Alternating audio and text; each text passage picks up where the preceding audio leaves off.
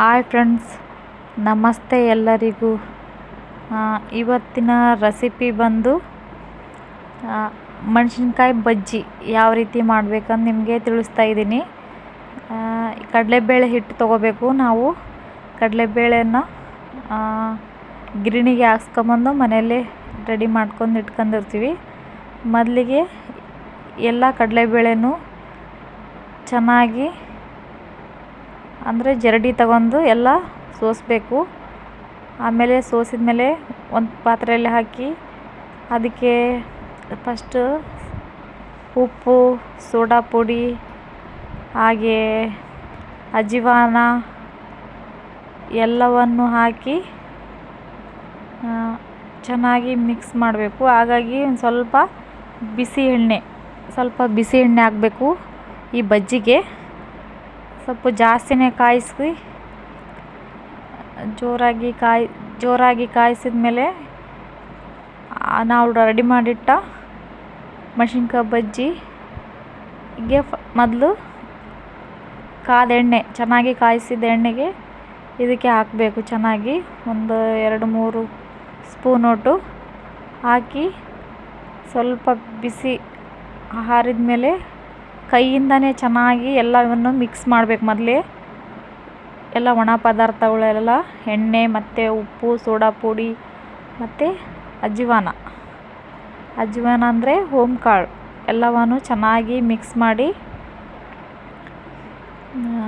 ನೋಡ್ಕೋಬೇಕು ಚೆನ್ನಾಗಿ. ಯಾಕಂದರೆ ಎಣ್ಣೆ ಹಾಕಿರ್ತೀವಿ, ಹಾಗಾಗಿ ಚೆನ್ನಾಗಿ ಮಿಕ್ಸ್ ಮಾಡಿದ್ಮೇಲೆ ಸ್ವಲ್ಪ ನೀರು ತಗೊಂಡು ಈ ಹಿಟ್ಟಿಗೆ ಕಲಿಸ್ತಾ ಹೋಗಬೇಕು. ಇದು ತುಂಬ ಈಸಿಯಾಗಿ ಮಾಡ್ಕೋಬೋದು ಮೆಣಸಿನ್ಕಾಯಿ ಬಜ್ಜಿ. ಸ್ವಲ್ಪ ನೀರು ತಗೊಂಡು ಮೆಣಸಿನ್ಕಾಯಿ ಯಾವ ರೀತಿ ಬೇಕು ಅಂದರೆ ಗಟ್ಟಿಯಾಗಿ ಅಲ್ಲ, ನೀರಾಗಿನಾಗೆಲ್ಲ ಮೀಡಿಯಮ್ಮಿಂದ ಇಟ್ಟು 1 ಗಂಟೆ ಇರಲಾರ್ದ ಕಲಿಸ್ಬೇಕು ಚೆನ್ನಾಗಿ. ಇದಕ್ಕೆ ತುಂಬ ಕಾದ ಎಣ್ಣೆ ಹಾಕಿದರೆ ಮಾತ್ರ ಬಜ್ಜಿ ಚೆನ್ನಾಗಿ ಬರುತ್ತೆ. ಸ್ವಲ್ಪ ತುಂಬಾ ಕಾಯಿಸಿ ಬಜ್ಜಿ ಹಾಕಬೇಕು, ಸ್ವಲ್ಪ ಕ್ರಿಸ್ಪಿ ಆಗುತ್ತೆ.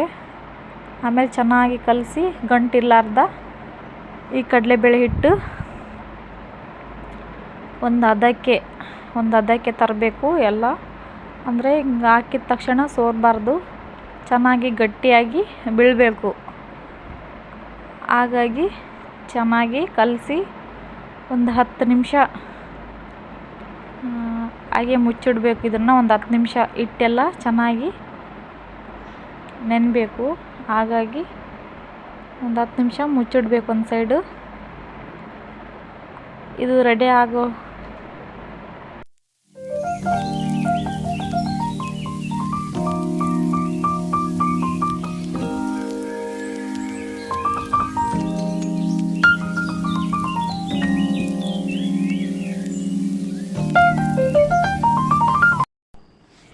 ಈ ಹಿಟ್ಟು ಒಂದು ಹದಕ್ಕೆ ಚೆನ್ನಾಗಿ ಮಿಕ್ಸ್ ಮಾಡಿ ಇಟ್ಕೋಬೇಕು. ಒಂದು 10 ನಿಮಿಷ ಆದಮೇಲೆ ನೆಕ್ಸ್ಟು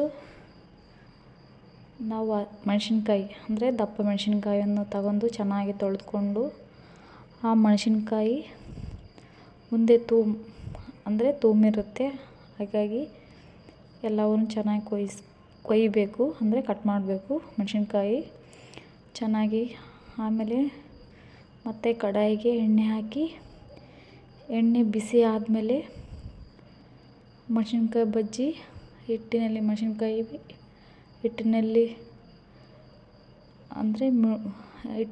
ಅದ್ದಿ ಈ ಬಿಸಿ ಎಣ್ಣೆಗೆ ಹಾಕಬೇಕು.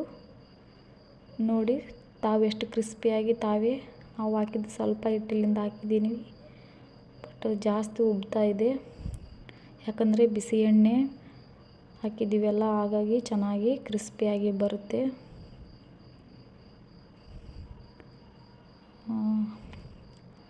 ಮನೆಯಲ್ಲೇ ಮಾಡ್ಕೋಬೇಕು, ಹೊರಗಡೆ ತಗೊಂಬಂದು ತಿನ್ನಬಾರ್ದು ಬಜ್ಜಿ. ಹಾಗಾಗಿ ನೀವು ಒಮ್ಮೆ ಟ್ರೈ ಮಾಡಿ ನೋಡಿ. ಮೆಣಸಿನ್ಕಾಯಿ ಬಜ್ಜಿ ತುಂಬ ಸುಲಭವಾಗಿ ಮಾಡ್ಕೋಬೋದು. ಈ ವಿಡಿಯೋ ಇಷ್ಟ ಆದರೆ ಪ್ಲೀಸ್ ಶೇರ್ ಮಾಡಿ ಕಮೆಂಟ್ ಮಾಡಿ. ಧನ್ಯವಾದಗಳು. ಮೆಣಸಿನ್ಕಾಯಿ ಬಜ್ಜಿ